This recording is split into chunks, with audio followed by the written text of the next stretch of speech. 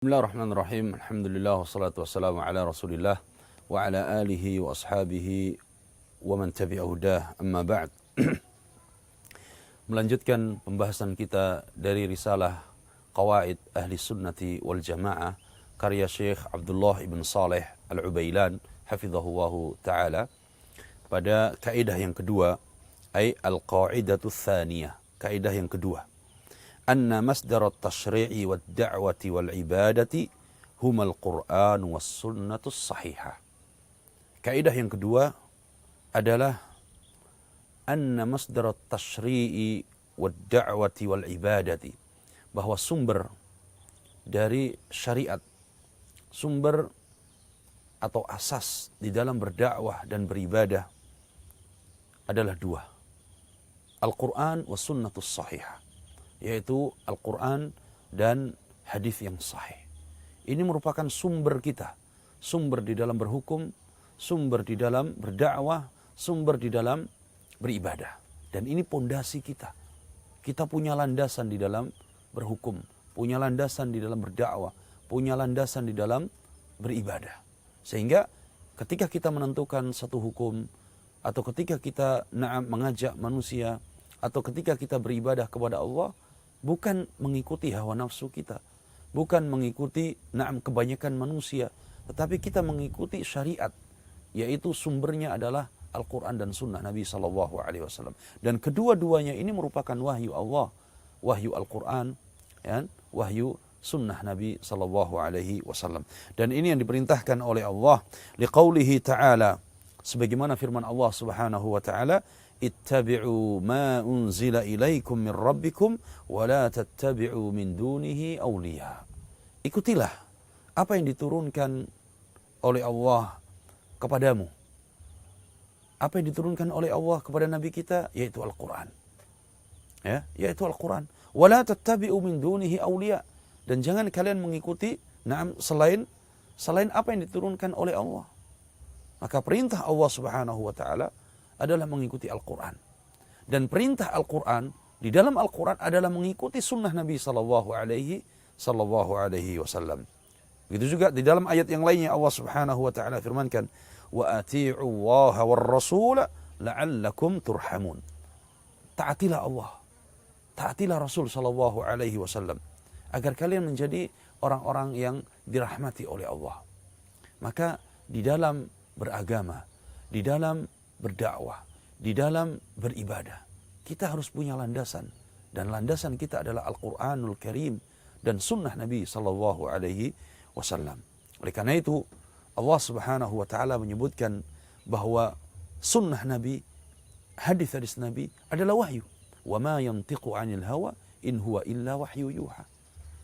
Dan apa saja yang diucapkan oleh Nabi Sallallahu Alaihi Wasallam adalah wahyu, dan bukan hawa nafsu Nabi SAW. Oleh karena itu Allah menurunkan Al-Quran, ya. Kemudian Allah Subhanahu wa ta'ala utus Nabinya Muhammad SAW. Semuanya membawa wahyu. Nabi SAW membawa wahyu yang diturunkan kepadanya. Maka Allah Subhanahu wa ta'ala mengingatkan, ya ayyuhalladzina amanu la tuqaddimu baina yadayillahi wa rasulih. Wahai orang-orang yang beriman, jangan kalian mendahului Allah dan mendahului Rasulnya. Jangan mendahului Al-Quran dan Sunnah. Mengedepankan hawa nafsu kita, mengedepankan akal kita, mengedepankan kebanyakan manusia. Tidak. Di dalam beragama, maka landasan kita adalah Al-Quran dan Sunnah Nabi SAW. Kemudian, apakah cukup ketika kita beragama hanya berlandaskan Al-Quran saja? Tidak. Tidak cukup. Karena Al-Quran perintahkan kita untuk mengikuti sunnah. Maka tidak benar kalau ada sebagian kelompok yang mengatakan kami cukup dengan Al-Quran, kami tidak butuh hadis Nabi SAW. Maka ini bisa kufur. Kenapa? Karena Al-Quran perintahkan kita untuk mengambil hadis Nabi SAW. Bagaimana mereka bisa sholat kalau mereka tidak mengambil hadis-hadis Nabi SAW? Bagaimana mereka bisa menjalankan syariat-syariat yang itu perincian hukumnya ada pada hadis-hadis Nabi SAW. Sedangkan di dalam Al-Quran, butuh kepada perincian, butuh kepada tafsil yang itu disebutkan dan itu dicontohkan oleh Nabi SAW.